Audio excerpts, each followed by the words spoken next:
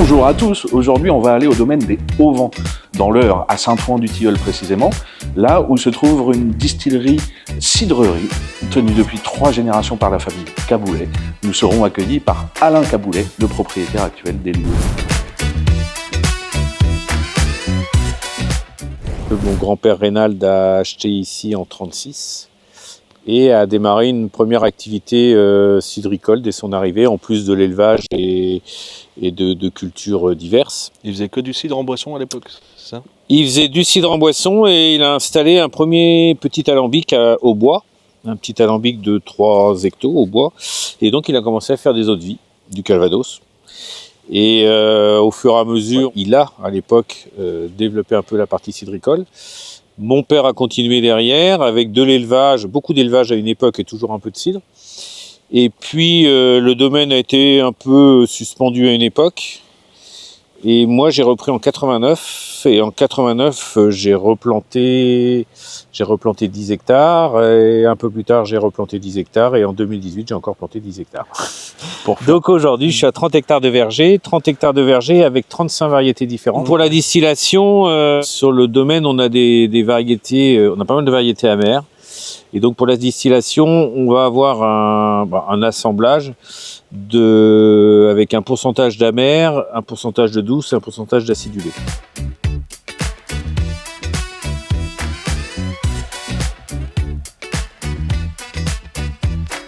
Et cet alambic, il a été installé par mon père maintenant il y a 45 ans. Ok.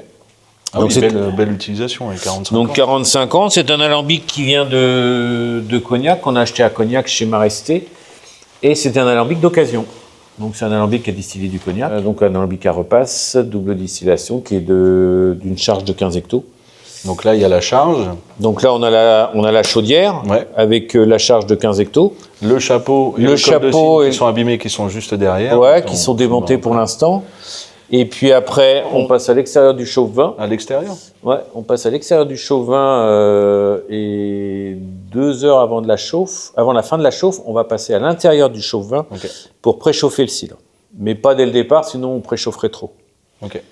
Donc au départ de la distillation, on chauffe, les vapeurs montent dans le col de cygne, du col de cygne et suivent le tuyau par derrière, arrivent au réfrigérant. Il y a 30 mètres de serpentin noyé dans l'eau froide, donc les vapeurs sont refroidies et passent de l'état vapeur à l'état liquide pour couler dans les fûts qui sont derrière toi. Quand on parle de double distillation, on démarre évidemment avec un cidre qui a fermenté à 100% sur lit. Oui. On va faire cette première chauffe qui va nous donner du brouillis, qui est un produit à 30 degrés d'alcool. Et après, quand on aura fini notre cidre, on reprendra ces brouillis à 30 degrés pour faire notre deuxième chauffe. Et donc là, on va charger notre alambic de 15 hectos de brouillis.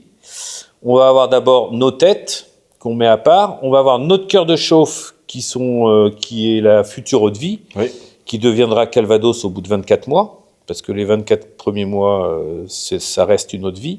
Oui, c'est 2 ans de vieillissement minimum pour le calvados. Voilà, 2 ans minimum de vieillissement sous bois, sous chêne, oui, obligatoirement.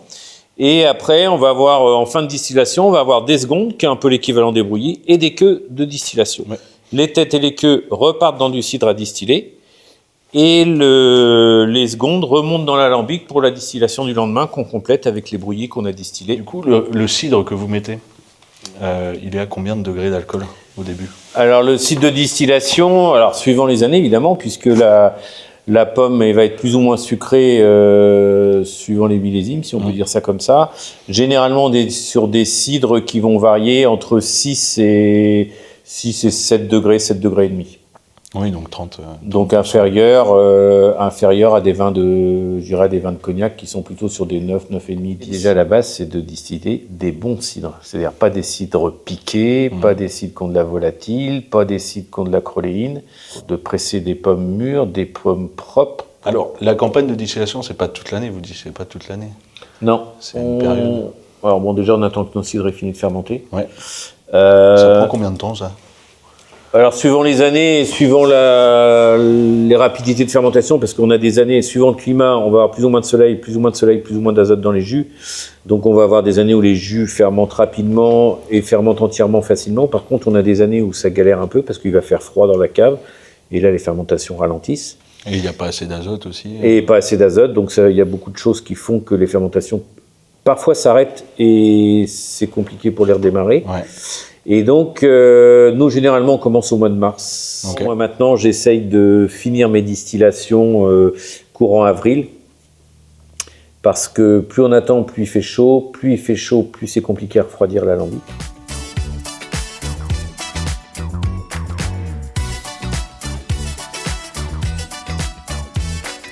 Là, on est dans votre chai. Celui-là, il date de 2006. Le plus vieux, il est là-bas. On fera un petit plan. Le plus vieux dans cette cave-là, ça doit être la cuve numéro 2, ouais. Qui est celle-là, et qui doit être du 92. Et ils font quel volume, là, les tonneaux? Alors là, on a des cuves coniques. On a une partie en cuve conique qui, pour les plus petits, bah, c'est ceux-là, ils font 10 hectos. Et puis après, là derrière, on a des 80 hectos, des 30 hectos. Et puis des foudres aussi, là au fond, des foudres qui font 30-40 hectos, voire des 20 hectos, 25 hectos. Mais dans l'autre chai, on est à ce que je disais tout à l'heure, on a aussi pas mal de barriques de 400 litres pour les 3-4 premières années de vieillissement. Moi, dans ma cave, mes calvados sont quasiment tous de la même, dans les contenants, sont tous de la même année de distillation. Okay. Parfois, on va faire ce qu'on appelle un repli, c'est-à-dire qu'il va nous rester très peu de calvados d'une certaine année qu'on va assembler avec une autre année. Un truc intéressant là que je vois, c'est il y a des petites résines sur les tonneaux. Ça c'est intéressant, c'est la résine vraiment du bois qui va ressortir par le spiritueux qui passe au travers. Et ça c'est intéressant, je dis souvent aux élèves de goûter la résine qu'il y a sur les tonneaux. Bon, chez nous c'est du whisky, mais ça donne un peu l'idée de ce qu'apporte le bois au spiritueux. Et là, étonnamment, c'est très peu tannique. On sent que le bois a déjà été bien usé, quoi. Ah bah oui. C'est des vieux contenants.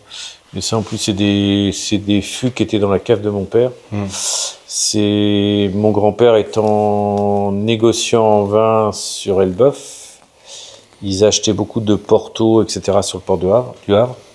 Alors, je vous parle de ça il y a peut-être plus de 80 ans même. Il n'y a pas de mal. Et donc, on a beaucoup de fûts qui ont contenu du Porto.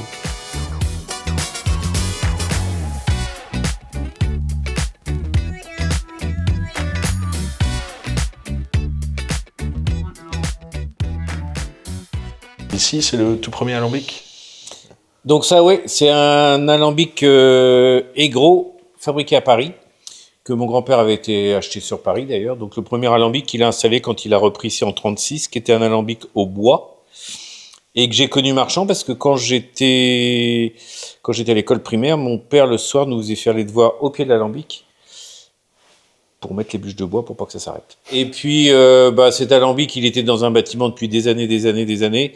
Et puis j'ai décidé de l'installer là, de le retaper un peu, pas pour le faire marcher, mais déjà pour expliquer aux gens la distillation quand on fait la dégustation ici.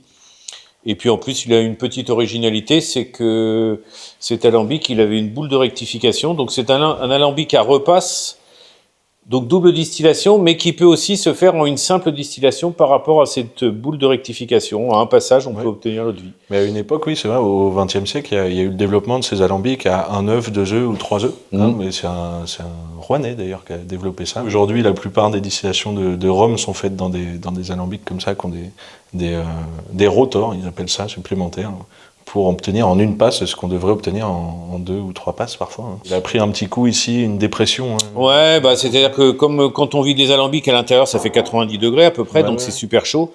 Donc si on oublie d'ouvrir la petite vanne là, ça fait une dépression et le dessus de l'alambic, on voit bien, il est complètement cabossé, il s'est trouvé aspiré.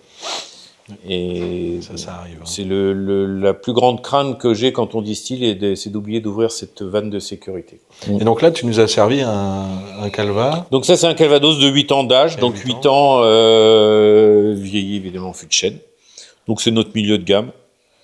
Donc une belle jambe. Moi, ce que je dis toujours aux gens, dans notre gamme, c'est le basculement entre les jeunes et les vieux. Donc on a encore un certain peps, mais déjà on a un produit fondu, moelleux, plus moelleux, plus aromatique, plus complexe au niveau des arômes, beaucoup moins agressif.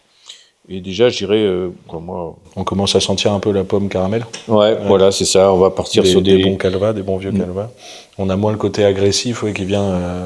On sent que ça va nous attaquer la gorge. Là, beaucoup moins. Il est déjà un peu très appréciable. Ça passe. Et il est à 40. Alors, tous nos calvados sont à 42. Que 42. Ce soit du 2 ans mais tu vois, j'aurais dit ou 43, du 60 ans. J'aurais dit 43, 44. Très bien. 42. Parce que pour pas perturber, je dirais, la dégustation, on pourrait très bien mettre les jeunes à 40, puisque plus agressif, donc en les mettant à 40, c'est moins agressif. Mais moi, je fais ça parce que quand on a des clients particuliers ou professionnels, qu'on leur fait goûter la gamme... Puis ça permet de se rendre compte de la différence aussi, sans jouer sur la rectification. Tout à fait. Merci pour la visite, en tout cas. Voilà. De rien.